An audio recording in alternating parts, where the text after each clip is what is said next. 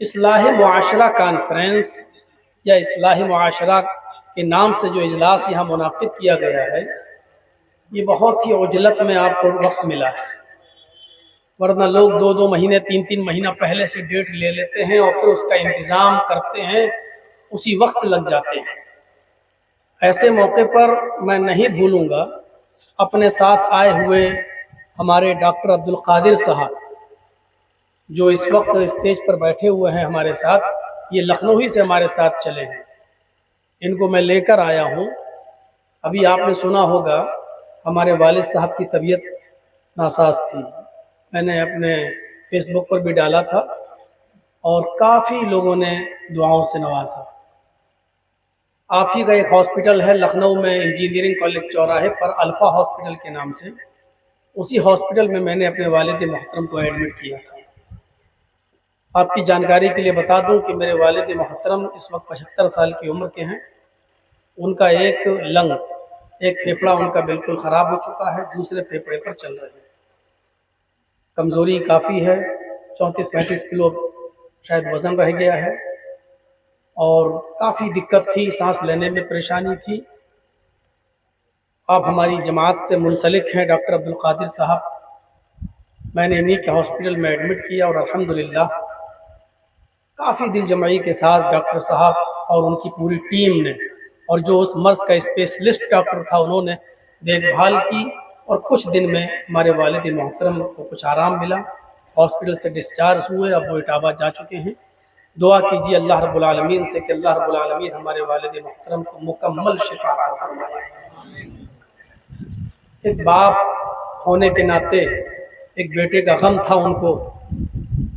जब हम, जैसा कि अमीनी साहब ने जिक्र किया, किसी हासिद होता है, मुख्तलिफ चीज़ें होती हैं और कोई एक चीज़ किसी के हसद का ज़रिया बन जाती है। इलेक्शन इंतखाब होता है हमारी जमीयत व जमात का, वो आप जानते हैं कि जमात का अमीर प्रेसिडेंट कौन बनेगा। अब लोगों ने मुझे वहाँ से, इटावा से और फिर यूपी से, हमको वहाँ का मगरबी यूपी से अमीर बना दिया।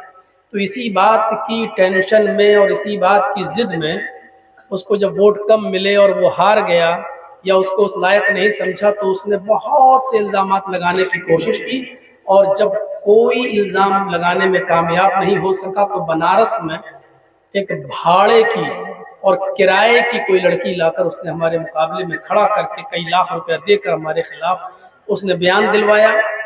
बहरहाल झूठ का कोई सर और पैर नहीं होता है। आप देख रहे हैं आसाराम बापू को आज तक बेल नहीं मिली, राम रहीम को आज तक बेल नहीं मिली, चिन्मयानंद देख लीजिए आज भी बेल नहीं मिली। अल्हम्दुलिल्लाह, अल्लाह का शुक्र है केस में कोई दम नहीं थी, इसलिए बनारस की कोर्ट दबाव में आकर फैसला तो सुना दी, लेकिन हाई कोर्ट में जब हमारा मुकदमा गया तो हाई कोर्ट के जज को ये कहना पड़ा कि मोहम्मद जर्जीस को राजनीतिक षड्यंत्र का शिकार बनाया गया है। और पूरी फाइल देखने के बाद ऐसा लगता है कि मीडिया के दबाव में आकर लोअर कोर्ट ने ये सज़ा सुनाई है। पूरी फाइल पढ़ने के बाद ये शख्स एक दिन भी जेल में रहने के लायक नहीं है, इसलिए इमीडिएटली बेल यानी तत्काल इनको जेल से छोड़ा जाए। ये तत्काल का लफ्ज़, इमीडिएटली का लफ्ज़ बहुत कम लोगों के साथ लगाया जाता है। हाई कोर्ट के अंदर नहीं चल पाया और हमें फ़ौरन हमको वहाँ से बेल मिली।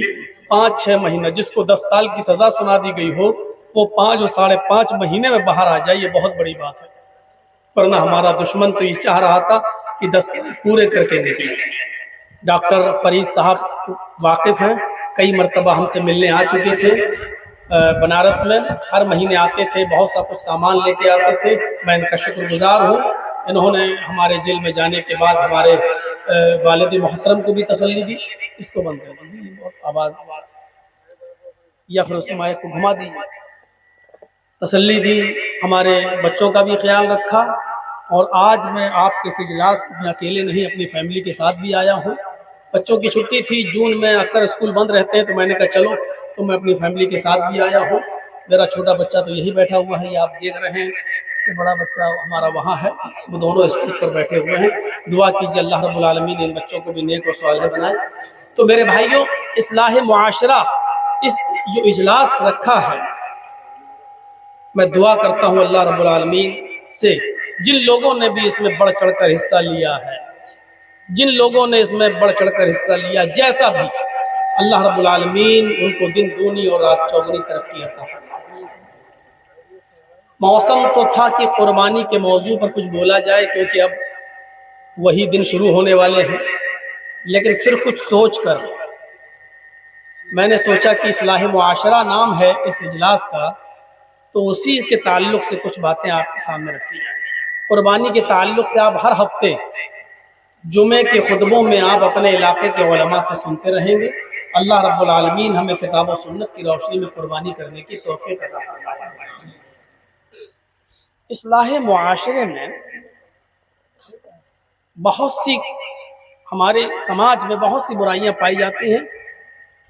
एक बड़ी बुराई ये है जिसकी वजह से मुआशरे में और बुराइयां भी जन्म ले रही हैं, कि आपस में हमारा रहन सहन, उठना बैठना, चलना फिरना, आपसी ताल्लुकात अब वो नहीं रहे जैसे होना चाहिए।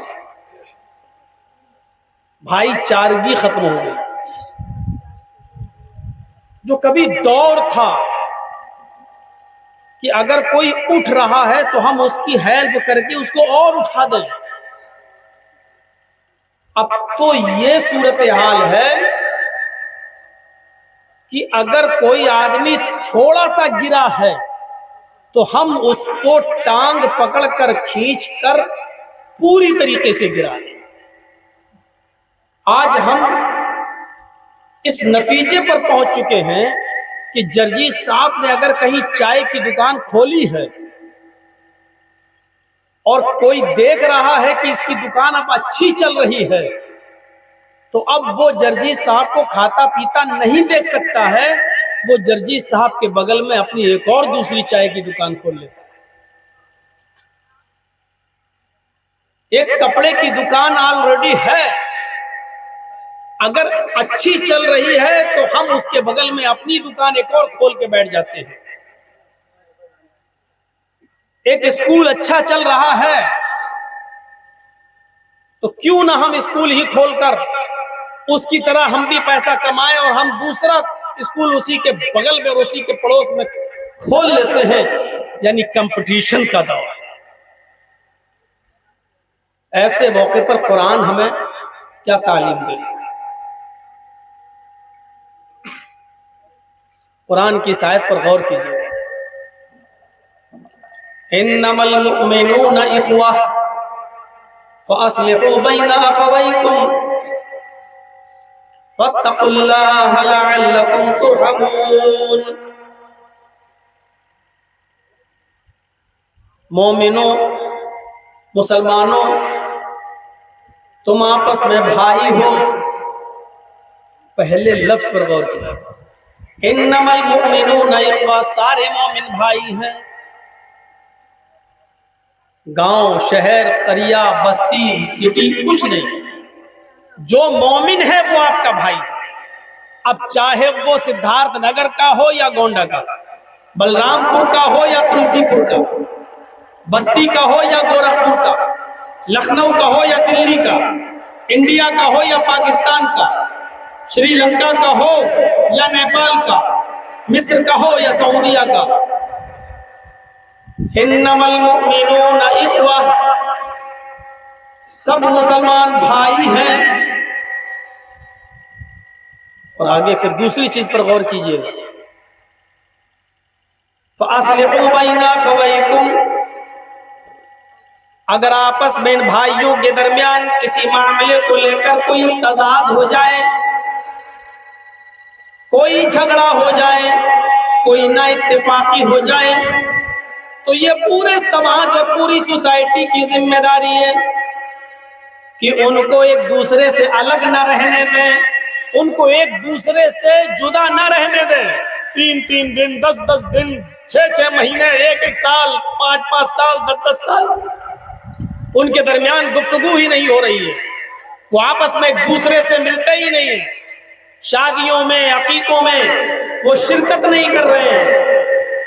ये मुस्लिम समाज की जिम्मेदारी है, ये मुस्लिम सोसाइटी की जिम्मेदारी है, ये उस इलाके के मुअज़्ज़ज़ अफराद की जिम्मेदारी है कि जब वो ये देखे कि फला शख्स फला आदमी से, फला शख्स से आपस में बातचीत बंद है, गुफ्तगू बंद है, बातचीत नहीं हो रही है, किसी भी मामले को लेकर तज़ाद है, झगड़ा है, अल्लाह रब्बुल आलमीन उसी समाज के सरवरदा लोगों को हुक्म दे रहा है, फ़अस्लिहू बैना अख़वैकुम, तुम उन भाइयों के दरमियान सुलह करा दिया करो, आपस में उन दोनों के दरमियान झगड़ा खत्म करा दिया करो। फ़अस्लिहू बैना अख़वैकुम, ये तुम्हारी जिम्मेदारी बनती है कि तुम उन दोनों के दरमियान सुलह करा दो, उन दोनों के दरमियान भाईचारगी पैदा करा दो। फत्तकुल्लाह, हर हाल में अल्लाह से डरते रहना, अल्लाह से डरते रहना। यानी जब सुलह कराने जाओ तो उधर भी अल्लाह से डरना। यहां बड़ी अजीब बात कही अल्लाह ने, अल्लाह से डरते रहना। क्यों? क्योंकि जब आप सुलह कराते हैं तो उस वक्त थोड़ी सी रूह रियायत हो जाती है। तो आदमी आपस में लड़े हुए हैं, हमको और मौलाना इब्राहिम साहब को कह दिया गया सुलह कराओ, डॉक्टर फरीद साहब और नसीम मदनी साहब से हम लोगों को 4 आदमियों को कह दिया गया सुलह कराओ। अब ऐसे मौके पर मैं देखता हूं कि फला आदमी मेरा रिश्तेदार है, तो अब हम कोशिश करेंगे कोई ऐसी बात कहने की जो हमारे रिश्तेदार के फेवर में जाए, या समझौता करने की कोशिश करेंगे, कुछ ले देकर मामले को बना लिया जाए और हमारा रिश्तेदार इससे बच जाए। और जहां ले देकर मामले को बनाने की कोशिश की जाती है वहां इंसाफ का मर्डर होता है, हक का मर्डर होता है, हक पर खंजर चलता है। इसलिए फरमाया फत्तकुल्लाह, जब तुम आपस में एक दूसरे के दरमियान सुलह कराओ, हर हाल में अल्लाह से डरते रहना, यानी इंसाफ की बात करना, चाहे वो तुम्हारे रिश्तेदार के खिलाफ ही क्यों ना जाए। अल्लाह से डरते रहना, लअल्लकुम तुरहमून, ताकि तुम्हारे ऊपर रहम किया जा सके।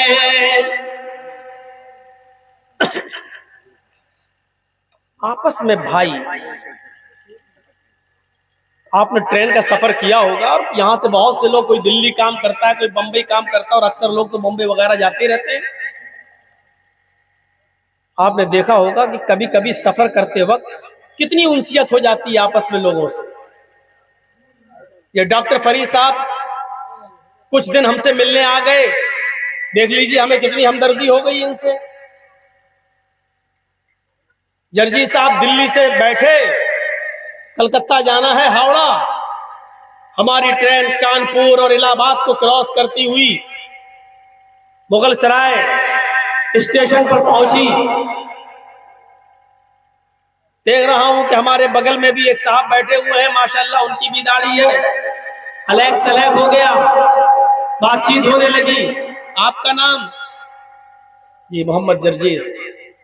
जर्जीस साहब ने भी पूछ लिया, अच्छा भाई आपका नाम? साहब मोहम्मद असलम। ये माशाल्लाह। कहाँ जा रहे हैं? साहब मैं कलकत्ता जा रहा हूँ। उन्होंने मुझसे पूछा आप कहाँ जा रहे हैं? साहब मैं भी कलकत्ता जा रहा हूँ। और उनसियत बढ़ गई, चलो एक ही जगह के जाने वाले हैं, आप भी कलकत्ता उतरेंगे, मैं भी कलकत्ता उतरूंगा। अच्छा आप कलकत्ता में कहाँ जाएंगे? साहब मटिया बुरुज। मैं भी वहीं जा रहा हूँ, चलिए। और उनसियत बढ़ गई। ये थोड़ी सी मुलाकात जो अभी 24 घंटे की भी नहीं है, इतनी सी मुलाकात ने हमें एक दूसरे का इतना हमदर्द बना दिया है। जब मैं स्टेशन उतरता हूँ, गाड़ी किसी स्टेशन पर रुकती है, मैं पानी भरने के लिए स्टेशन पर उतरता हूँ, तो मेरा सामने बर्थ वाला आदमी वो मेरे सामान की हिफाजत कर रहा है। जब वो स्टेशन पर उतरता है तो मैं उसके सामान की निगरानी कर रहा हूँ। मैं सोता हूँ, उसकी आंख खुलती है रात में, वो अपने सामान को देखता है, साथ में मेरा भी सामान देख लेता है, कहीं इसके सामान को भी किसी ने नुकसान तो नहीं पहुंचाया। मेरी आंख खुलती है, मैं अपना सामान देख लेता हूँ, साथ में उसका भी देख लेता हूँ, कहीं हमारे भाई के सामान की चोरी तो नहीं हो गई।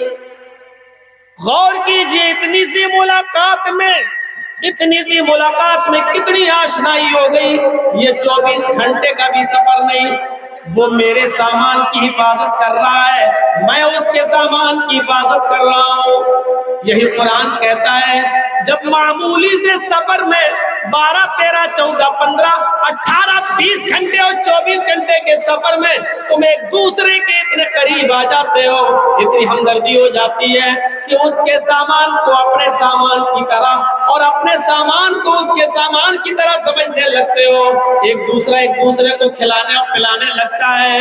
ये हमदर्दी एक समाजी जिंदगी के अंदर पूरी जिंदगी तुम्हारे सामने आनी चाहिए, तुम्हारे सामने रहनी चाहिए। एक मुसलमान दूसरे मुसलमान की जान और माल का मुहाफिज बन जाए। एक मुसलमान दूसरे मुसलमान अपनी जान जिस तरह समझता है, दूसरे की जान को भी उसी तरह समझे। जिस तरह वो अपना नुकसान गवारा नहीं करता, दूसरे अपने भाई के नुकसान, अपने भाई के सामान के नुकसान को भी गवारा न करे। मेरे भाइयों, ये नसीहत दे रहा है कुरान हमें, इन्नमल मुमिनूना इख्वा होता है। पूछिए, अभी हमारे साथ डॉक्टर साहब आए हैं लखनऊ से, चंद मिनटों की मुलाकात, लखनऊ से बैठा, नौगढ़ उतरा, आपके सिद्धार्थ नगर, और मुझे तो बस्ती, गोंडा, सिद्धार्थ नगर, तुलसीपुर, बल्लामपुर हर आदमी ही पहचानता है, जबकि मैं टोपी नहीं लगाया हुआ था। मेरी सीट पर आकर, मेरी बर्थ पर आकर लोगों ने सेल्फियां लेना शुरू कर दी, गाड़ियों में, ट्रेन के अंदर। अरे आप जर्जी साहब हैं। अब मैं पैंट शर्ट भी नहीं पहने हुए था, मैं तो कुर्ते पैजामे में था। पहचान रहे हैं, सेल्फियां ले रहे हैं। इतने से सफर में इतनी आशनाई हो जाती है। मैं पानी भरने उतर रहा हूँ, वो साहब पानी की बोतल खरीद कर मुझे दे रहा है, पैसा मैं दे रहा हूँ, वो लेने के लिए तैयार नहीं साहब इतना तो खिदमत का मौका दे दो। चाय पीने के लिए चाय ले रहा हूँ, दूसरा आदमी चाय का पैसा मुझे नहीं देने दे रहा है, नहीं साहब मैंने दे दिया। चाय वाला बोला पैसा पेमेंट हो गया। गौर करो, ये चंद लम्हों की मुलाकात एक दूसरे को इतना करीब कर देती है। आए मुसलमानों, तुम जिस समाज में रहते हो वहां भी मुसलमानों का मयार यही रहना चाहिए, इन्नमल मुमिनूना इख्वा, सारे मुसलमान आपस में भाई भाई है, एक दूसरा सब एक भाई है। कोई मुसलमान ऐसा नहीं है, सब भाई हैं। ये अलग बात है कि भाइयों में तजाद हो सकता है, भाइयों में झगड़ा हो सकता है, भाइयों के अंदर जो है किसी भी मामले में इख्तिलाफ हो सकता है। कुरान उसी के वजाहत कर रहा है, कह रहा है फअस्लिहू बैना अखवैकुम। जब दोनों भाइयों में तजाद हो जाए, तनाज़ा हो जाए, झगड़ा हो जाए, इख्तिलाफ हो जाए, तो आए समाज के सरूरदा लोगों, आए हाकिमों, आए प्रधानों, आए प्रमुखों, आए मुखियाओं, आए गांव में मुअज़्ज़ज़ हस्तियां कहलाने वालों, तुम्हारी जिम्मेदारी बनती है कि उन दो भाइयों को आपस में एक दूसरे को ज्यादा दिन तक जुदा न रहने दो, ज्यादा दिन तक अलग न रहने दो। फअस्लिहू बैना अखवैकुम, तुम उन दोनों के दरमियान सुलह करा दिया करो। उलमा बैठे, पूछो, अल्लाह के नबी सल्लल्लाहु अलैहि वसल्लम ने फरमाया, अगर दो मुसलमानों को आपस में मिलाने के लिए तुमने बहुत कोशिश की, लेकिन वो आपस में मिल नहीं रहे, और तुम्हें ये मालूम है अगर यहाँ मैं थोड़ा सा झूठ बोलूंगा तो मेरे झूठ बोलने से ये दोनों भाई आपस में मिल जाएंगे, अपना इख्तिलाफ खत्म कर देंगे। वो झूठ जिसके बारे में इमाम कायनात ने फरमाया, जिसके मुंह से झूठ निकलता है उसकी बदबू से फरिश्ता एक मील दूर भाग जाता है। वो झूठ जिसके बारे में अल्लाह के नबी ने फरमाया, पूछने वाले ने पूछा क्या मोमिन बुज़दिल हो सकता है? अल्लाह के नबी ने फरमाया हाँ। पूछने वाले ने पूछा क्या मोमिन बखील हो सकता है? अल्लाह के नबी ने फरमाया हाँ, मोमिन बखील भी हो सकता है। फिर पूछने वाले सहाबी ने पूछा क्या मोमिन झूठा भी हो सकता है? अल्लाह के नबी फरमाते नहीं, मोमिन की ये शान नहीं कि वो झूठ बोले। वो नबी जो झूठ को किसी भी कीमत पर गवारा नहीं नहीं कर रहे हैं। लेकिन यहाँ फरमाते हैं अगर झूठ बोलने से तो भाई दो मुसलमान आपस में एक हो रहे हैं, अपना झगड़ा खत्म कर रहे हैं, तो यहाँ झूठ बोलकर उन दोनों को एक कर दो, उन दोनों का इख्तिलाफ मिटा दो, उन दोनों को आपस में मिला दो। अल्लाह के रजिस्टर में तुम्हें झूठा नहीं लिखा जाएगा। यानी झूठ बोलने की इजाजत यहाँ दी जा रही है। गौर कीजिए, झूठ कितना बड़ा जुर्म है, कितना बड़ा जुर्म। और उलमा से पूछिए, ये कबीरा गुनाहों में से है, बगैर तौबा के माफ नहीं होता। लेकिन इस कबीरा गुनाह को भी दो मुसलमान भाइयों के इख्तिलाफ को खत्म करने के लिए जानबूझकर भी अगर झूठ बोलना पड़ रहा है तो यहाँ झूठ बोला जा सकता है, इजाजत है शरीयत में। और कहा कि ऐसे शख्स को कोई गुनाह नहीं मिलेगा क्योंकि वो एक अच्छे काम के लिए झूठ बोल रहा है, दो मुसलमान भाइयों के दरमियान झगड़ा खत्म कराने के लिए झूठ बोल रहा है। ये है इस्लामी रिश्ता, ईमानी रिश्ता खूनी रिश्ते से बढ़कर होता है। एक आपका सगा भाई और एक इस्लामी भाई, एक ईमानी भाई, इन दोनों रिश्तों में ईमानी रिश्ता ज्यादा मजबूत होता है। अगरचे मोहब्बत आपको सगे भाई से होगी। आपने ग़ज़वा बद्र का नाम तो सुना होगा, जो पहली जंग हुई थी। ग़ज़वा बद्र के अंदर जब 70 काफिरों को कैद किया गया तो सुनिए, आप ताज्जुब करेंगे, 70 काफिरों को कैद किया गया। उन काफिरों में एक काफिर का नाम था आदी इब्ने उमैर। जानते हो आदी इब्ने उमैर कौन थे? हजरत मुसाब इब्ने उमैर के भाई। हजरत उमैर के दो बेटे, एक का नाम मुसाब, एक का नाम आदी। बाप एक, उमैर, उमैर के दो बेटे, एक का नाम मुसाब, एक का नाम आदी। मुसाब ने जंगे बद्र में मोहम्मदुर रसूलुल्लाह का साथ दिया और आदी ने जंगे बद्र में अबू जहल का साथ दिया। एक भाई नबी के हक में और एक भाई नबी के खिलाफ। जब 70 काफिरों के पैरों में बेड़ियां डाली जा रही थी, अल्लाह के नबी ने मुतय्यन कर दिया था। एक सहाबी से कहा जाओ 10 काफिरों के पैरों में बेड़ियां डालो, दूसरे से कहा तुम 10 के पैरों में बेड़ियां डालो, तीसरे से कहा कि तुम 10 के पैरों में बेड़ियां डालो। 7 लोगों ने 70 कैदियों के पैरों में बेड़ियां डाली। बेड़ियां डालने वाला एक और उसका असिस्टेंट एक, यानी 7 दूनी 14।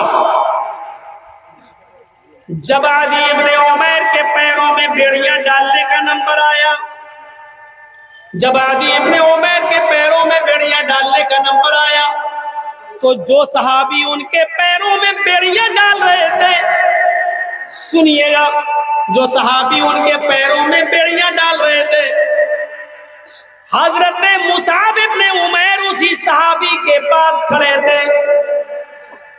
जब वो सहाबी बेड़ियां डालने लगे तो मुसाब इब्ने उमैर कहते जा रहे थे,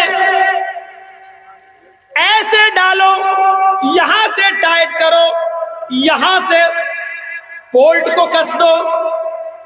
देखो ये बड़ा शातिर है,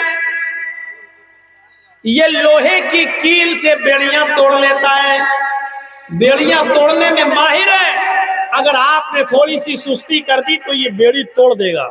यहां से टाइट करो, यहां से कसो, ये बोल्ट यहां से कसो। सगा भाई अपने भाई के खिलाफ बोल रहा है। मुसाब इब्ने उमैर उस सहाबी से कह रहे हैं कि यहां से कसो, यहां से टाइट करो, ऐसे करो, ऐसे करो, वरना ये यहां से खोल लेगा, ये करेगा। बड़ा माहिर है, चोरी करने में बड़ा माहिर है, बेड़ियां तोड़ने में बड़ा माहिर है। आदी इब्ने उमैर ने देखा मेरा भाई तो मशवरा दे रहा है और ये तो कहीं का नहीं छोड़ रहा है मुझे, तो आदी इब्ने उमैर ने सख्त लहजे में कहा, आए मुसाब, शर्म आती है तुझे भाई कहने में। उस काफिर भाई ने कहा, आए मुसाब, शर्म आती है तुझे भाई कहने में। कैसा भाई है तू? इसको मशवरा दे रहा है, पैरों में बेड़ियां और टाइट कसवा रहा है मेरे। कैसा भाई है तुझे, शर्म नहीं आती? हजरत मुसाब इब्ने उमैर ने कहा खामोश, चुप, नहीं है तू मेरा भाई। अपने सगे भाई से क्या कह रहे हैं मुसाब इब्ने उमैर? नहीं है तू मेरा भाई। आदि ने कहा मैं तुम्हारा भाई नहीं हूं। अरे मुसाब, क्या तुम उमैर के बेटे नहीं हो? क्या तुम्हारा बाप उमैर नहीं है? क्या उमैर का खून तुम्हारी रगों में नहीं दौड़ रहा है? हजरत मुसाब इब्ने उमैर ने कहा हाँ यादी, ये सच है कि तेरी रगों में भी उमैर का खून है और मेरी रगों में भी उमैर का खून। ये सच है कि तू भी मेरे बाप का बेटा है और मैं भी अपने बाप का बेटा हूं। आयादी ये सच है कि मेरा और तेरा बाप एक है, लेकिन भाई की जहां तक बात है तू मेरा भाई नहीं है। खून दौड़ रहा है तो क्या हुआ? तेरे नाम के आगे बाप का नाम भी जुड़ा हुआ है तो क्या हुआ? मेरे नाम के आगे भी उमैर का नाम जुड़ा है, लेकिन तू मेरा भाई नहीं है। आए आदि, जानना चाहता है मेरा भाई कौन है? आए आदि, मेरा भाई वो है जो तेरे पैरों में बेड़ियां डाल रहा है।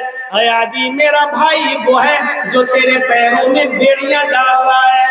आए आदि, मेरा भाई वो इसलिए है क्योंकि उसने कलमा पढ़ा है, अशहदु अल्ला इलाहा इल्लल्लाह व अशहदु अन्ना मुहम्मदन अब्दुहु व रसूलुहु। उसने कलमा पढ़ा, मैंने भी कलमा पढ़ा। मेरा भाई वो है जो कलमा पढ़ता है। मेरा भाई वो है जो मोहम्मद रसूलुल्लाह को अपना रसूल मानता है। मेरा भाई वो है जो मोहम्मद के रब को अपना रब मानता है। मैं भी मोहम्मद के रब को अपना रब मानता हूं। मेरा भाई तू है।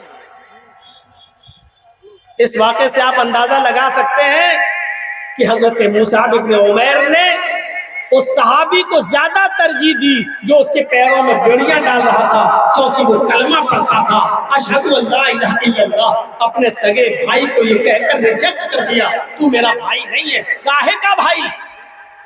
कैसा भाई? खूनी रिश्ता उतनी अहमियत नहीं रखता जितना ईमानी रिश्ता है। यहाँ जितने बैठे हैं बताओ ईमानदारी के साथ, यहाँ जितने बैठे हैं बताओ ईमानदारी के साथ, सब ईमानी रिश्ते से भाई भाई है कि नहीं? कलमा वो मुसलमान है। फिर क्या बात है जब इस्लामी रिश्ता, ईमानी रिश्ता खून के रिश्ते से ज्यादा अहमियत रखता है, तो फिर क्या बात है? फिर अपने ही ईमानी रिश्ते के भाई से कैसा कंपटीशन, उसको नुकसान पहुंचाना कैसा, उससे मुकाबला करना कैसा, उसको गाली देना कैसा, उससे झगड़ना कैसा, उसी के खिलाफ, उसी के बगल में अपनी दुकान खोलकर उसको परेशान करना, उससे कंपटीशन करना कैसा। आइए मैं आपको अल-बिदाया वन नहाया से हाफिज इब्ने कसीर की किताब अल-बिदाया वन नहाया से एक वाक़या बयान करता हूं। क्या जमाना था, दो सहाबी रसूल हैं, सहाबी जिन्होंने नबी को अपनी आंखों से देखा, दो सहाबी, और दोनों सहाबी की दुकान पास पास, दोनों भाइयों की दुकान पास पास। इस सहाबी के भी कपड़े की दुकान ये, इस सहाबी की भी कपड़े की दुकान ये।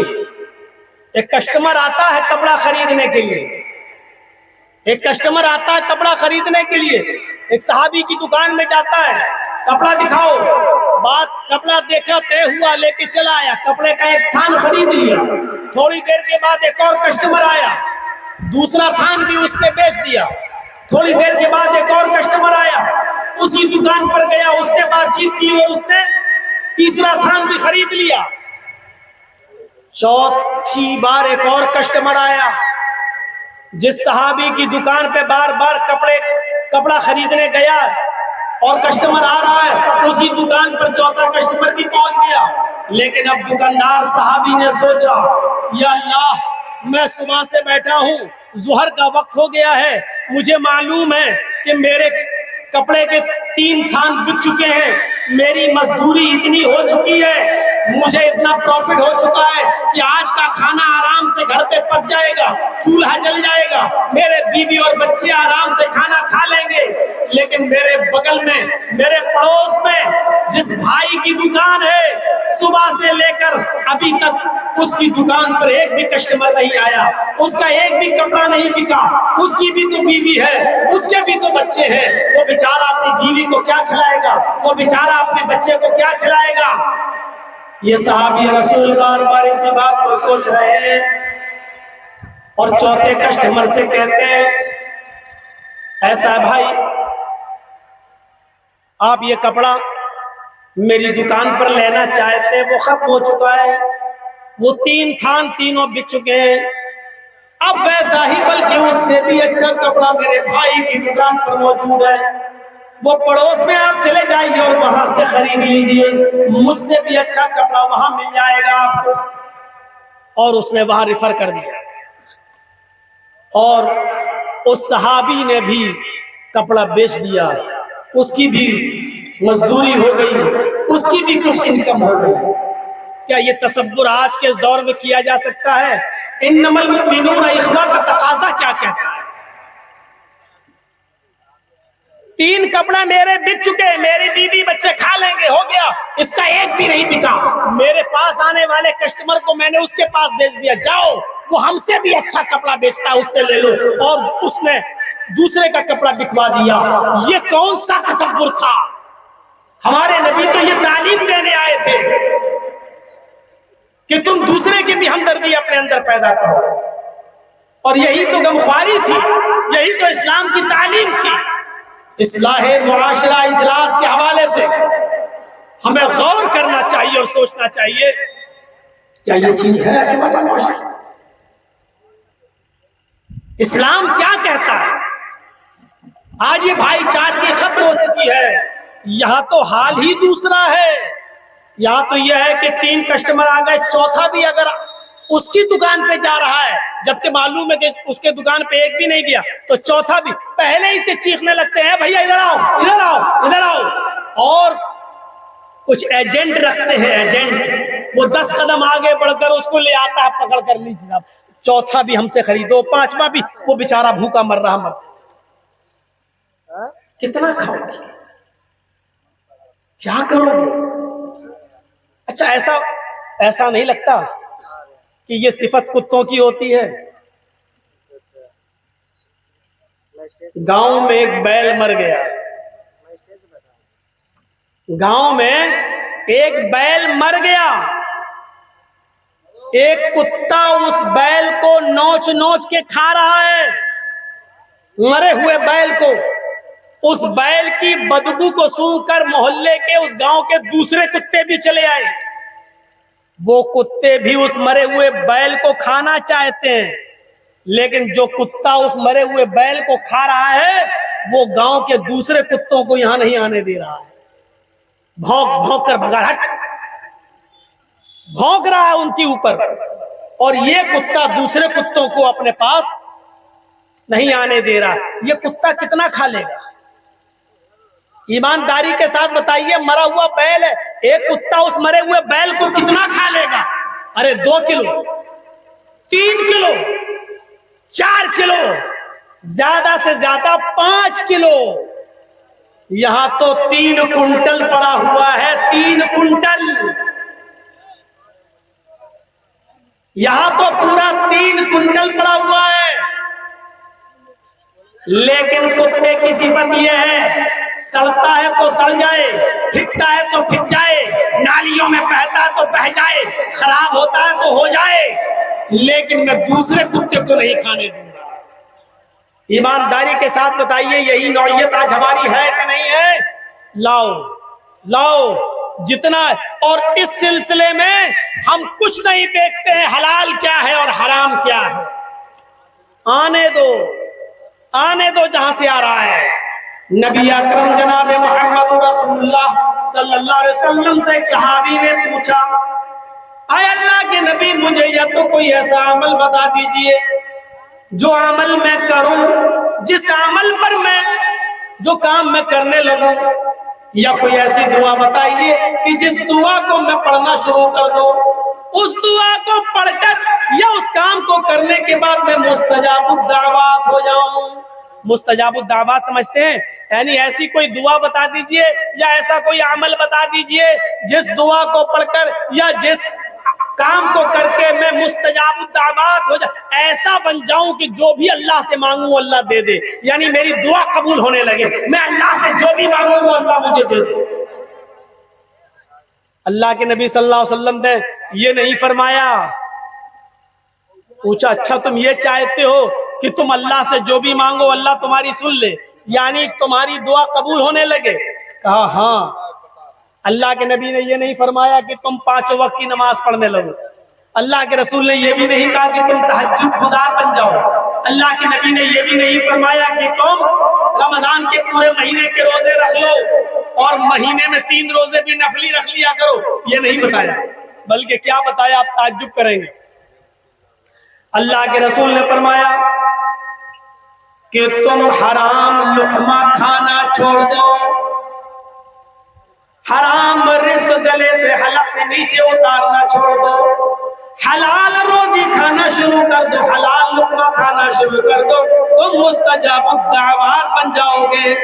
अल्लाह रब्बुल आलमीन तुम्हारी दुआ कबूल करने लगेगा। गौर कीजिए, अल्लाह के नबी ने क्या बताया कि तुम मुस्तजाबुद दावत बनना चाहते हो तो रिस्क हलाल खाओ, हराम रिस्क से रिश्ता तोड़ लो, हलाल मेहनत की कमाई, हलाल रोजी खाओ। और देख लीजिए आप, हजरत अबू बकर सिद्दीक का वाकया सुना है ना, सही बुखारी के अंदर आया है। उनके गुलाम ही ने एक मर्तबा खजूर लाकर रख दिया था और अबू बकर सिद्दीक ने खा लिया था। गुलाम ने कहा, आज मेहनत नहीं की है, किसी से झूठी कहानत गढ़ी थी, उसने तोहफे में दिया था, किसी की बीवी को देखकर कह दिया था ये आपकी बीवी है? कहा हाँ। माशाल्लाह, भाभी के पेट में बच्चा है, लड़का होगा। तो उस आदमी ने कहा, अरे तुम्हें कैसे मालूम? इसने कहा, अरे मैं तो बहुत पहुंचा हुआ आदमी हूं, मैं तो पेड़ देख के बता देता हूं लड़की है कि लड़का। और इत्तेफाक से 2-3 महीने के बाद उसको लड़का ही हुआ। तो उसने कहा, अबू बकर, अपने मालिक से, आका वो तो मैंने अंधेरे में लाठी मारी थी, धूल में लाठी मारी थी, अंधेरे में तीर चलाया था और निशाने पे लग गया, उसको आज लड़का ही हो गया तो मारे खुशी में देने आया, वो मुझे बहुत पहुंचा हुआ बाबा समझते लगे। हजरत अबू बकर ने कहा कि माँ के पेट में क्या है ये तो अल्लाह के अलावा कोई नहीं जानता। इसका मतलब यह है कि तू झूठी कहानत गढ़ के उसको बताया था और उसने आज तोहफे में ये दिया, ये तो मेरे लिए हराम था। फरमाया, आपने पूछा ही नहीं तो मैं क्या करूं? कहा, पानी लाओ। हजरत अबू बकर सिद्दीक ने पानी पिया और 3 उंगली हलक में डाली और कह किया, थोड़ा सा खजूर निकला, फिर पानी पिया, फिर उंगली डाली, फिर कह किया, फिर खजूर निकला, फिर पानी पिया, फिर उंगली डाली, फिर कह किया। उस वक्त तक पानी पीते रहे और कह करते रहे जब तक कि पूरा का पूरा खजूर हजरत अबू बकर सिद्दीक के हलक से नीचे निकल नहीं गया। और जब निकल गया तो क्या कहा अपने गुलाम से, जब कोई हराम का एक लुकमा खाता है अल्लाह ताला उसके दिल पर एक स्याह नुक्ता बिठा देता है, अगर वो तौबा कर लेता है तो वो स्याह नुक्ता मिट जाता है, और अगर वो तौबा नहीं करता तो वो नुक्ता बढ़ते बढ़ते बढ़ते बढ़ते पूरे दिल को काला कर देता है। और जब इंसान का पूरा दिल काला हो जाता है तो फिर उस इंसान को परवाह नहीं होती कि मेरे पास ये माल हराम का आ रहा है या हलाल का। और यकीन ना आए तो देखो, जब हम हलाल लुकमा खाते थे, अपनी बीवी को हलाल लुकमा खिलाते थे, जब हम हलाल खाते थे अपनी बीवी को हलाल लुकमा खिलाते थे। बहुत कड़वी बात कहने जा रहा हूं, सुनना पड़ेगा, तुम्हें भी सुनना पड़ेगा, तुम्हारे बाप को भी सुनना पड़ेगा। यहां जब तक मैं हूं, यह अथॉरिटी मुझे तुमसे नहीं, जनाब मोहम्मद रसूलुल्लाह से मिली है। यह अथॉरिटी गांव के प्रधान से नहीं, चौधरी से नहीं, सरमायादार से नहीं, यह अथॉरिटी मोहम्मद रसूलुल्लाह से मिली है। जब हम हलाल लुकमा खाते थे और अपनी बीवियों को हलाल लुकमा खिलाते थे, तो इब्ने तैमिया, हमारी बीवियों के माओ के पेट से इब्ने तैमिया पैदा होते थे, इब्ने कय्यिम पैदा होते थे, अहमद इब्ने हंबल पैदा होते थे, इमाम मालिक पैदा होते थे। जब हलाल लुकमा खाते थे तो मुत्तकियों परहेजगार शख्सियतें और बुजुर्ग पैदा हुआ करते थे हमारी माओं के पेट से। और जब हमने हराम लुकमे खाना शुरू किए और अपनी बीवियों को भी हराम लुकमा खिलाना शुरू किया, तो माफ कीजिएगा, टिकटॉक पे डांस करने वाली डांसरें और नाचने वाली लड़कियां और बेटे हमारे घरों में पैदा हो रहे हैं, ये माले हराम का। बाप बड़ा खुश होता है अपनी बेटी को टिकटॉक पे डांस करते हुए देखता है, माशाल्लाह मेरी बेटी क्या डांस करती है, जमाने के साथ कदम से कदम मिला के चलती है। कितनी डिबेट चल रही है, ये डिबेट करने वाले पागल नहीं है, उस डिबेट में जाने वाले हम जैसे कठमुल्ला वो पागल है। कोई जरूरत ही नहीं है इन कठमुल्लाओं की उस डिबेट में जाने की। जब तुम जानते हो कि आज के इस दौर में पूरी मीडिया बिकी हुई है, तुम क्यों जा रहे हो? 72 हूरों पे डिबेट चल रही है। लो साहब, ये 72 हूरे, इनको उनसे मतलब नहीं है। ये सिर्फ ये दिखाना चाहते कि देखिए, ये इस्लाम मुसलमानों को नमाज और पढ़ने का हुक्म और रोजा रखने का हुक्म भी देता है, तो ये मुसलमान इस लालच में पड़ते हैं कि इनको जन्नत के अंदर 72 हूरें मिलेंगी, यानी हूरों के लालच में इबादत करते हैं। ये दिखाना चाहते हैं इस डिबेट के जरिए। मेरे ऊपर अगर हाई कोर्ट की तरफ से लगी हुई कुछ बंदिश न होती तो मैं बताता कि तुम्हारी किताबों में ये काम करने पर कितनी कितनी अप्सराएं देने का लालच दिया गया है। ऋग्वेद में, यजुर्वेद में, अथर्ववेद में, मनुस्मृति में, कि तुम्हारी भी नानी मर जाती है, छठी का दूध तुम्हें भी याद आ जाए। हमारे यहाँ तो सिर्फ 72 है, तुम्हारे यहाँ तो एक एक नेक काम करने पर 1,000 अप्सराएं देने का लालच दिया गया। लेकिन मैं उस तरफ जाना नहीं चाहता हूं। हमारे काम से तुम्हें क्या मतलब? जब तुम हमारे इस्लाम को मानते ही नहीं हो तो तुम्हें क्यों डिबेट करने की जरूरत पड़ रही है उस पर? मैं कब कह रहा हूं कि तुम मानो? मैं कब कह रहा हूं कि नमाज पढ़ो और 72 हूरों को लेने जाओ? भाई हमारा अकीदा हम मानते हैं, हमारे अकीदे पर तुम्हें एतराज क्यों हो रहा है? तुम्हारा अकीदा है जुआ खेलोगे तो भैंस का जन्म होगा, हमने कभी एतराज किया? तुम्हारा अकीदा है, मनुस्मृति में लिखा है कि चोरी करोगे तो मरने के बाद बिल्ली बनाई जाओगे, हमने कभी एतराज किया? ये बुरा काम करोगे तो बंदर बनाए जाओगे, ये काम करोगे तो सुअर बनाए जाओगे, हमने कभी एतराज किया? अरे हमारे यहाँ तो यह कि मरने के बाद 72 हूरें मिलेंगी, चलो हमारे यहाँ ये काम करो तो कम से कम। अरे भाई, अल्लाह ताला ने, ऊपर वाले ने हर शख्स के दिल में, औरत के दिल में मर्द की और मर्द के दिल में औरत की मोहब्बत को रखा है। अगर ये लालच दे दिया, आपको एतराज है, अब हम डिबेट करने लगे कि बताइए ये काम करोगे तो बंदर बनोगे, ये काम करोगे तो सुअर बनोगे, तो आप कहोगे साहब हमारा अकीदा तुम्हें नहीं मानना तो मत मानो। तो आपका अकीदा है, मुझे एतराज नहीं है, तो हमारे अकीदे पर आपको क्यों एतराज हो रहा है? क्यों डिबेट कर रहे हैं आप उसके ऊपर? क्यों करा रहे हैं आप डिबेट उसके ऊपर? लेकिन कराएंगे, क्योंकि उनकी रोजी रोटी वहीं से चलती है। ये हड्डियां कहां से डाली गई हैं मुझे अच्छी तरीके से मालूम। और मीडिया के बारे में तो हमारी तकरीर आपने सुनी हुई होगी, पुरानी तकरीर उठा के देख लेना।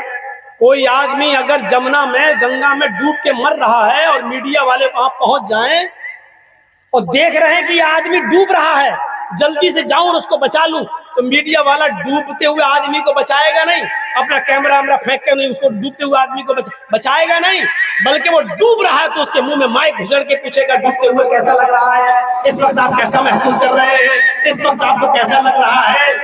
ये है आज की मीडिया।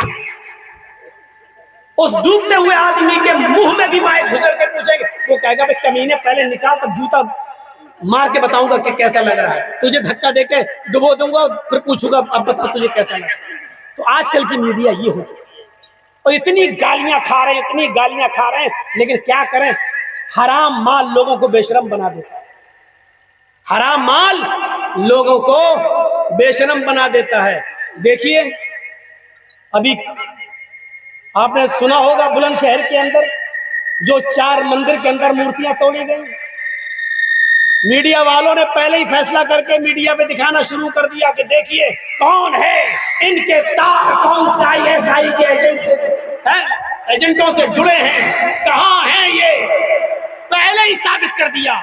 और बाद में वहां के SP ने बताया कि ये चारों पकड़े गए लोग हिंदू हैं, कोई मुसलमान नहीं है। तब देखो बेचारा ऐसे शर्म की वजह से सर झुकाए हुए, लेकिन माफी मांगने की हिम्मत उसकी तब भी नहीं। और तुम्हें मालूम है जब मीडिया इतनी बेशरम हो चुकी है तो ये दाढ़ी वाले कठमुल्ला वहां पहुंच क्यों जाते हैं 5,000 रुपए के लालच में। सिर्फ एक डिबेट का 5,000 रुपए मिलता है बस, और उसी में चले जाते हैं। अरे तुम्हें कौन भेज रहा है, कौन सी तंजीम तुम्हें भेज रही है?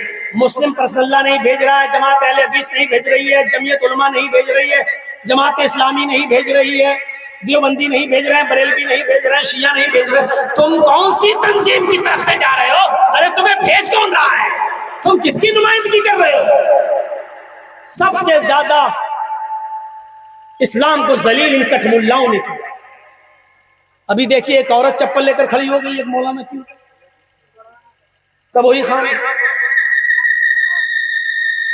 जब तुम इस्लाम की इज्जत करना छोड़ दोगे तो अल्लाह रब्बुल आलमीन तुम्हारी भी इज्जत उतार देगा और औरतों से तुम्हारी इज्जत उतार।